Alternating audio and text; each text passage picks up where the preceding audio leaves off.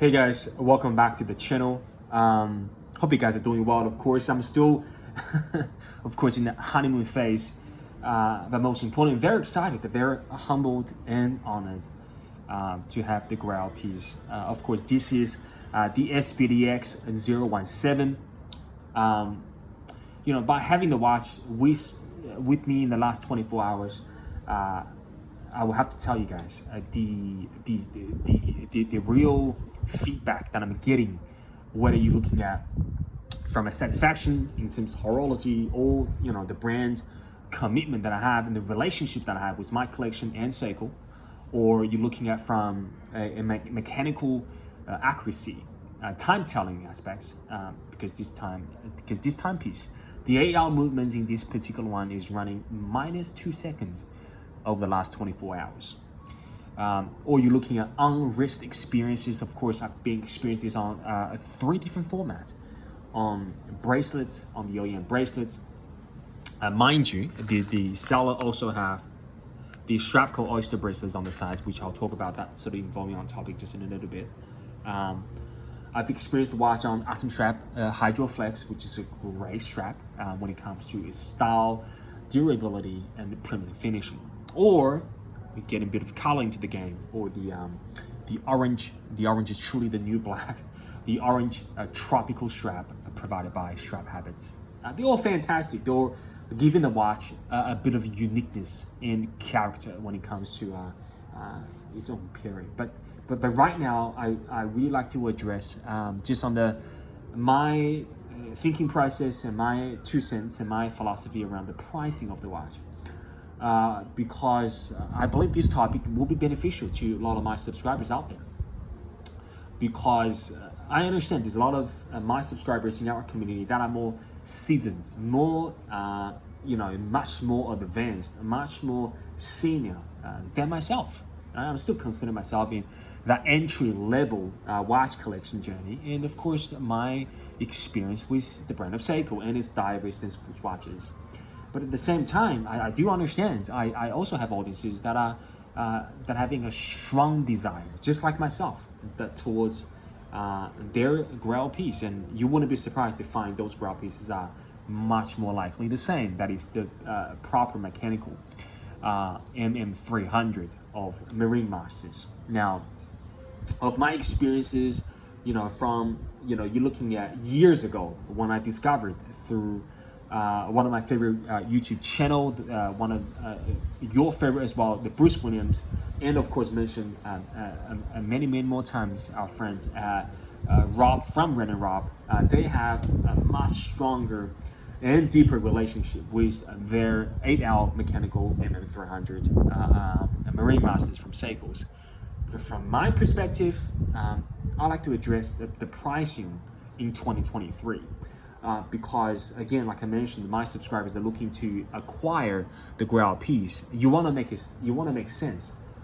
You want to give yourself another additional push over the line to purchase the piece, but you're not sure at what price level that the watch will be justified, or you're not sure to get the SLA 021, which is the Perspex line. Without the Marine Master dials on the top. It's got a beautiful lume triangle at a 12 o'clock position, compared to this more triangular settings, a more traditional way. And you're just not sure. Should you spend I think $3,500 on a brand new set of SLA 021, or of course I'm bringing this SPDX. The last Marine Master that officially had Marine Master printing on it, the SPDX 017. So I'm gonna try to tackle that. But again, I don't have all the answers. If you already have an answers to yourself, you have a strategy, you have a clarity, you will go with it. Okay, but this is where I arrive at my conclusion for this watch at the particular price. Okay, now I bought this watch in a fashion of trades plus cash components. The trade was a King Turtle. You're looking at retail prices of 400. The cash component is 2,500 AUD. So if you're looking at 400 AUD of the King Turtle plus the 2,500 of the cash component, the total value is about 2,900. You just call it $3,000. Now, if you convert it back to US dollars, around 2 or maybe 1.9, okay, 1,900. You do a 10% deduction each way. You're looking at between 1,800 or 1,750, maybe to 2,100. That's the range I'll give you to that piece. And I'll say that as far as that goes, if you're looking at a proper full set with clear history, mint condition all around. I'm just gonna relate that to the watch just in a bit, just to go through it with basic conditions so you know what I'm referring to. So clear crystal, clear bezel, that's not scratched, there's just some dirt on it. The case back is fantastic. It's got some minimal scratchings, but again, there's no dings, there's no major scratches on it. Now, if you're looking at condition as good as this, and you get the whole set, you get the tag, the manual, the warranty card. Of course, this one was purchased from a local lady in Australia. Of course, way out of the warranty. I think warranty lasted until last year, 5 years from 2018 to 2023. You know, I think that rent price is worth it, between 1,800 to 2,100. So that's where I am, simply because judging by the current retail price of 3,500 for a modern classic, the SLA021 of Marine Master, and knowing where the Pro Spec is going, where the Marine Master is going, where Grand Seiko is going, where Seiko's going into the next 10 to 20 years, I think paying $2,000 for one of the discontinued Marine Master is almost no-brainer. If you knowing what you're getting into, and if you knowing the border market for the diver historical importance that diver truly that Seiko has as a brand, and where Seiko is going and how they're performing on the watch market. So that's the first thing. And we will not be surprised to pick up some intrinsic details, such as, just imagine when Seiko discontinued this model, and you know, you will think the top executive managers from the prospects departments or the team is, you know, hoping let's get the Marine Master into the prospects category, and you can see that clearly at SLA021, where the prospect logo is dominating on the dial and the Marine Master was disappearing from that moment. But even at this one, they only managed to get the prospect logo on the crown. Think how ironic is that? It was initiated to have a unified approach, to have the prospect line taking over the Marine Master, and somehow they only managed to put it under the crown and not under the dial. I find that extremely interesting from a business decision and sort of manufacturing process. I think that tells you the Marine Master, even within the company of its own and its diverse history within the company, the Marine Master 300 of AR movement truly have its own space and position.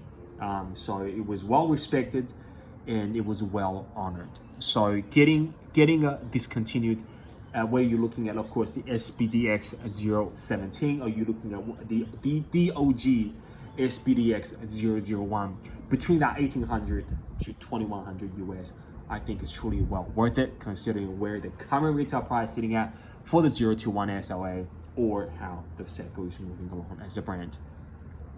Now, secondly, how to justify paying $2,000 US for a Seiko?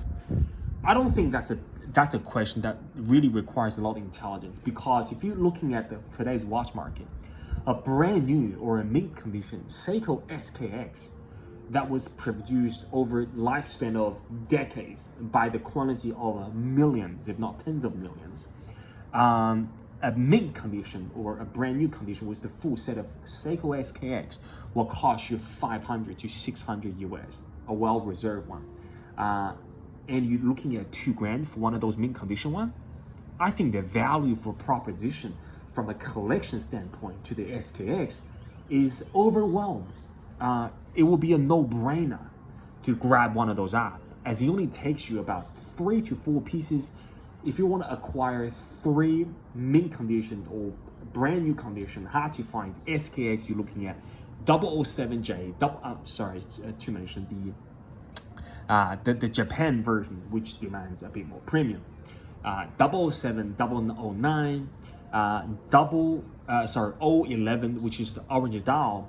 And you know what? By the time you're having those 3 pieces, you'll be looking at adding a few quality straps, and you'll be looking at adding a few bracelets, maybe just to complement the game, and they're all 7S movements. By the time you do that with your SKX collection, you would have money to find one of those.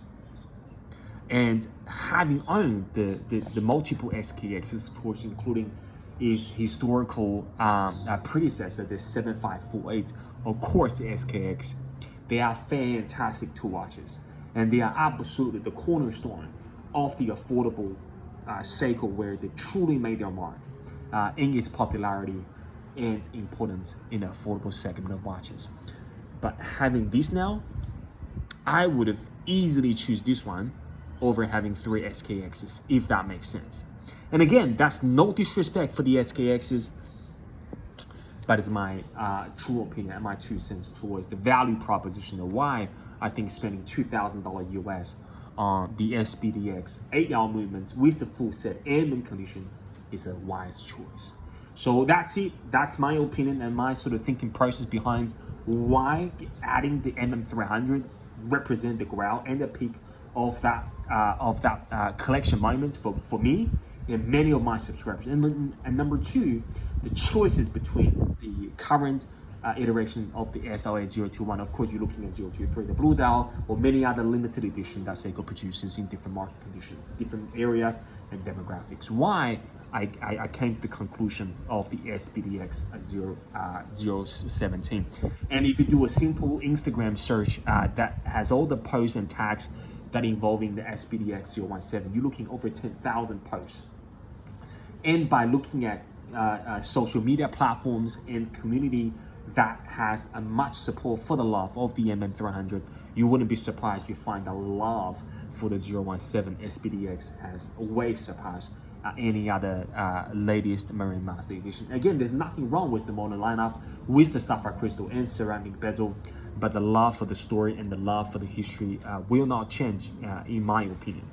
And of course, now I also conclude the second part, which is I see the value proposition compared to some of the icons such as the SKX, the Seiko has well discontinued. And if you find some two mint conditions, you know, after a couple or 3 of the SKXs, you will easily save up money for one of those ground pieces of the SPDX 017. So that's it for now. Hopefully my video for the pricing clarification and my thinking process where the money truly justified for the MM300 has provided some clarity and benefits that to your decision. Any questions about the pricing, any questions about this particular piece, of course, I want you to leave down your comments down below. Please like the video, feel free to subscribe and join our community, and we will see you very shortly in the next video. Bye bye, guys.